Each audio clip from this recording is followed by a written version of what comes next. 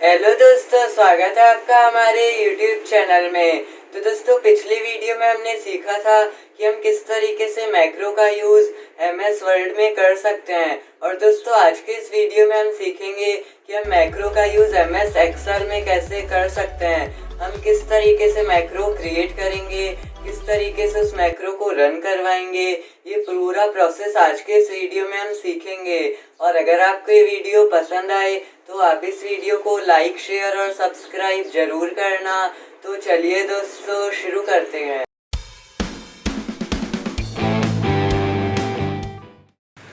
तो दोस्तों, हम आ चुके हैं अपनी कंप्यूटर स्क्रीन के सामने। और दोस्तों, एक्सेल में मैक्रो का यूज़ करने के लिए सबसे पहले हमें डेवलपर टैब को इनेबल करना होगा, जिसके लिए हम यहाँ से ऑफिस बटन पर क्लिक करेंगे। उसके बाद यहाँ से एक्सेल ऑप्शंस पर क्लिक करेंगे और दोस्तों, पॉपुलर टैब में हमें एक ऑप्शन दिखाई देगा, show developer tab in the ribbon. तो हम इस पर टिक लगा देंगे और उसके बाद यहाँ से ओके पर क्लिक करेंगे। तो दोस्तों, आप देख सकते हैं कि हमें अपने रिबन में डेवलपर टैब दिखाई देने लग गया है। तो दोस्तों, हमें डेवलपर टैब में सबसे पहला ऑप्शन दिखाई देता है विजुअल बेसिक का, और उसके बाद दूसरा ऑप्शन दिखाई देता है मैक्रोस का, और यहीं पर दोस्तों हमें एक और ऑप्शन दिखता है यूज़ रिलेटिव रेफरेंसेस का। तो हम इस पर क्लिक कर देंगे और ये ऑप्शन ऑन हो जाएगा।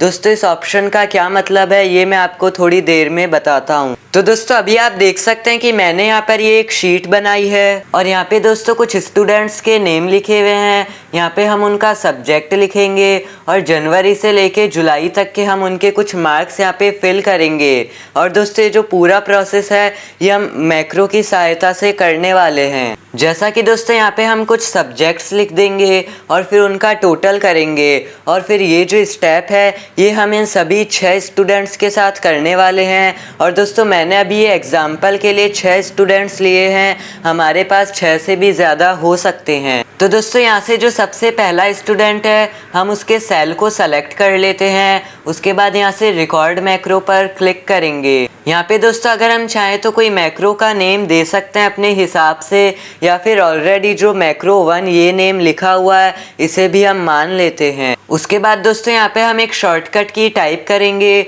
शॉर्टकट की हमें इसलिए टाइप करनी है जिससे हम कभी भी मैक्रो को रन करवाना चाहें तो हमें बार बार मैक्रो के ऑप्शन पे जाने की ज़रूरत ना पड़े। हम डायरेक्ट शॉर्टकट की को टाइप करें और हमारा मैक्रो रन होना शुरू हो जाए। और दोस्तों, शॉर्टकट की टाइप करते हुए हमें एक चीज़ का ध्यान रखना है कि हमारी शॉर्टकट की यूनिक होनी चाहिए। मतलब वो शॉर्टकट की पहले से MS एक्सेल या फिर विंडोज़ के साथ वर्क ना करती हो। जैसा कि दोस्तों आप देख सकते हैं, हमने यहाँ पर शॉर्टकट की सेलेक्ट करी है Ctrl+Shift+M। ये शॉर्टकट की पहले से MS एक्सेल या फिर विंडोज़ के साथ वर्क नहीं करती है। और उसके बाद दोस्तों, यहाँ से हम ओके पर क्लिक कर देंगे। तो अब हमारा मैक्रो रिकॉर्ड होना स्टार्ट हो चुका है। तो दोस्तों, सबसे पहले हम इन रॉज को सेलेक्ट कर लेंगे। उसके बाद राइट क्लिक करेंगे और इंसर्ट पर क्लिक करेंगे। तो दोस्तों, आप देख सकते हैं कि सब्जेक्ट लिखने के लिए हमारे पास कुछ रॉज आ चुकी हैं और यहाँ पर अब हम कुछ सब्जेक्ट्स लिख देंगे। जैसा कि दोस्तों आप देख सकते हैं, मैंने यहाँ पर सब्जेक्ट्स टाइप कर दिए हैं और उसके नीचे मैंने टोटल भी लिख दिया है। तो दोस्तों, हमने जो ये सब्जेक्ट्स लिखे हैं हम इनका टोटल भी कर लेते हैं ऑटो सम के द्वारा। तो हम यहाँ से होम पर क्लिक करेंगे, उसके बाद यहाँ से ऑटो सम पर क्लिक करेंगे और दोस्तों इस तरीके से हम ऑटो सम लगा देंगे। उसके बाद एंटर पर क्लिक कर देंगे और उसके बाद दोस्तों हम इसको सेलेक्ट करके आगे तक ड्रैग कर लेंगे कुछ इस तरीके से। तो दोस्तों, अब जैसे ही हम यहाँ पर इनके सब्जेक्ट्स के मार्क्स लिखेंगे तो ऑटो सम के द्वारा हमारा टोटल ऑटोमेटिक हो जाएगा। उसके बाद में दोस्तों हम इस रॉ को सेलेक्ट कर लेते हैं, इसके पीछे एक बैकग्राउंड दे देते हैं और इसका साइज़ थोड़ा सा इंक्रीज़ कर लेते हैं। और हम इनने जो सब्जेक्ट्स लिखे हैं इसका भी साइज़ थोड़ा सा इंक्रीज़ कर लेते हैं। और उसके बाद दोस्तों, यहाँ से हम डेवलपर टैब में जाएंगे और स्टॉप रिकॉर्डिंग पर क्लिक कर देंगे। तो दोस्तों, अभी हमारा मैक्रो रिकॉर्ड हो चुका है। और दोस्तों, ये जो पूरी प्रक्रिया हमने करी है ये अब हमें मैनुअली एक एक स्टूडेंट के साथ करने की ज़रूरत नहीं है। अब हम डायरेक्ट उस शॉर्टकट की को टाइप करेंगे और ये प्रक्रिया हर स्टूडेंट के साथ ऑटोमेटिक हो जाएगी। तो दोस्तों अब हमें यही सेम प्रोसेस इन सभी स्टूडेंट्स के साथ करना है। तो हम देख लेते हैं कि हम किस तरह से कर सकते हैं। तो यहाँ से हम सेकंड स्टूडेंट के सेल पर इस तरीके से क्लिक करेंगे।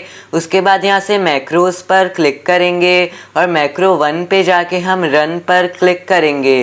तो दोस्तों आप देख सकते हैं कि चुटकियों में हमारा ये काम हो चुका है। जैसा कि आप देख सकते हैं हमने फर्स्ट स्टूडेंट की ये जो डिटेल्स फिल करी थी वो सेकंड स्टूडेंट के भी आ चुकी है, वो भी बिल्कुल चुटकियों में। और इसी तरह से दोस्तों हम थर्ड स्टूडेंट के सेल पर जाएंगे, मैक्रोस पर क्लिक करेंगे, रन पर क्लिक करेंगे और वही डिटेल्स थर्ड स्टूडेंट के भी आ चुकी है। तो दोस्तों अब हम यहाँ से फोर्थ स्टूडेंट के भी ये डिटेल्स फिल करके देख लेते हैं। हम फोर्थ स्टूडेंट के सेल पर जाएंगे और दोस्तों अब हम वो शॉर्टकट की टाइप करेंगे Ctrl+Shift+M। तो आप देख सकते हैं कि फोर्थ स्टूडेंट के भी वही सेम डिटेल्स आ चुकी हैं। तो दोस्तों अगर हम चाहें तो यहाँ से हम मैक्रोस पर जाके रन पर क्लिक करके भी ये डिटेल्स ला सकते हैं, या फिर हम शॉर्टकट की टाइप करेंगे तो भी वही सेम वर्क होगा। और इसी तरीके से हम फिफ्थ स्टूडेंट की सेल पर जाएंगे, Ctrl+Shift+M टाइप करेंगे और आप देख सकते हैं वही सेम डिटेल्स आ चुकी हैं। तो दोस्तों आप खुद ही देख सकते हैं कि हमारे कितने घंटों का काम कुछ ही मिनटों में हो चुका है और वो भी कितना व्यवस्थित हुआ है। और दोस्तों मुझे उम्मीद है कि ये वीडियो आपको काफ़ी पसंद आई होगी। अगर आपको ये वीडियो पसंद आई हो तो आप इस वीडियो को लाइक, शेयर और सब्सक्राइब ज़रूर करना। थैंक यू दोस्तों, धन्यवाद।